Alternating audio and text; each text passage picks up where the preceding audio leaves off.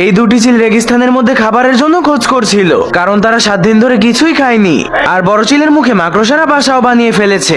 কিন্তু এখন তাদের ক্ষুধা এতটাই বেড়ে গিয়েছিল যে তারা একে অপরকে খাবারের জন্য ঝাঁপিয়ে পড়ে। তখনই বড় চিল তাকে বলে, আমার দাঁতে কিছু একটা আটকে গিয়েছে, তুমি একটু বের করে দাও। এজন্য সে তার মুখের ভিতরে দেখতে শুরু করে দেয়, কিন্তু তার হারামি বন্ধু হঠাৎ করে নিজের মুখটাকে বন্ধ করে ফেলে। এজন্য সে দৌড় মেরে নিজের জান বাঁচিয়ে ফেলে। কিন্তু সেই বন্ধু এখনো তার লেজ খাচ্ছিল, এজন্য সে নিজের বন্ধুর মাথায় হাতুড় মেরে দেয়। এজন্য তাকে একটা পাত্রতে রেখে মাইক্রোওয়েভের মধ্যে রেখে দেয় আর বাইরে থেকে লক করে দেয়। এখন সে চিলটাকে রান্না করার জন্য অপেক্ষা করছিল, কিন্তু তার বন্ধুটা তো বের হয়ে গিয়েছে আর সে তাকেই চিকেন বানাতে চেয়েছে। তখনই ছোট চিলের লেজ বলে, भूतनी के पीछे देख ले। কিন্তু তখনই তারা একটা খরগোশ দেখতে পায়।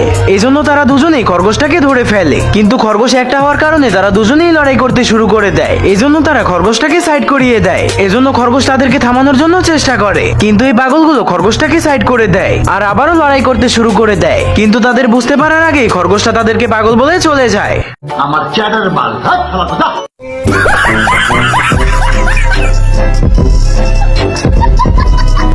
এই লোকটি লুকিয়ে লুকিয়ে পিচ্চিটির মাছ ধরা দেখছিল। পিচ্চিটির মাছ ধরা দেখে লোকটি অবাক হয়ে যায় এবং ছিপ নিয়ে সেখানে দাঁড়িয়ে পড়ে। এর ভিতরে মাছেরা বলে ওঠে, বাচ্চা।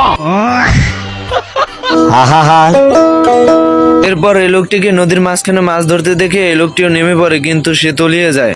আর মানুষ পান নাই, বারবার শুধু আমার উপরে। আরে এই লোকটির তো বগের মতন পা লম্বা। এরপর মাছ ধরা রেখে এখানে আসে পাখি শিকার করতে। মাল আ গয়া। লোকটির সঙ্গে এখানে দুর্নীতি চলে। একটি হাঁস দেখে সবাই গুলি শুরু করে দেয়।